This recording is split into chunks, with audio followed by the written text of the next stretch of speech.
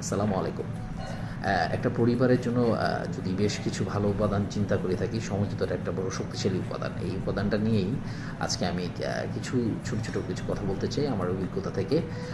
আমি ফিল করি আমার সবাই যারা দেখছেন ভিডিওটা তারা সবাই চিন্তা করে দেখেন যে আপনার পরিবারে যদি সমঝোতা থাকে তাহলে দেখবেন ফ্যামিলির ভিতরে বন্ডিংটা খুব ভালো থাকে, ভালোবাসাটা অটুট থাকে। ভালোবাসা একটা ফ্যামিলির ভালোবাসাটা হলো মানে এটা ওয়ার্কিং স্টেশনটা হলো সমঝোতা, আর রেজাল্টটা হচ্ছে আসলে ভালোবাসা।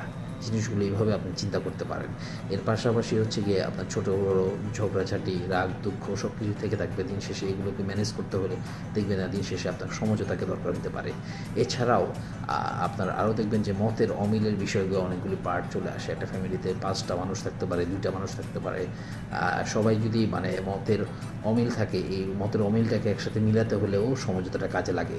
তো বিভিন্ন অংশে আমি আপনার সমঝোতার বিষয়গুলোকে আপনার তুলে ধরার চেষ্টা করতেছি।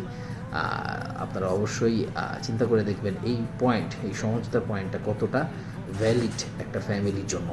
আরও যদি কিছু পয়েন্ট আমি অ্যাড করে থাকি তাহলে হচ্ছে সমঝোতা একটা পরিবারের নিরাপত্তা তৈরি করে, সমঝোতা একটা পরিবারের নির্ভরতা তৈরি করে, সমঝোতার মাধ্যমে আসলে একে অপরের সম্মানও বাড়ে। এই সবগুলি জিনিস যদি একসাথে করেন তাহলে একটা ফ্যামিলি বন্ডিং এর মূল চাবিকাঠি শক্তি যদি কিছু ধরেন তার মধ্যে সমঝোতাটা হচ্ছে ওয়ান অফ দ্য বেস্ট কী বলবো উপাদান। হ্যাঁ, সো আমরা আমাদের প্রত্যেকের ফ্যামিলির ভিতরে সমঝোতার মেন্টালিটি থাকি, একে অপরকে ভালোবাসি, যত্নশীল হই, কথাগুলি শোনার চেষ্টা করি, হুট করে অ্যারোগেন্ট না হই। এই বিষয়গুলো মাথায় রাখলে হয়তো বা পরিবারের শান্তি আরও ভালো থাকবে। সবাই ভালো থাকবেন। আল্লাহ হাফেজ।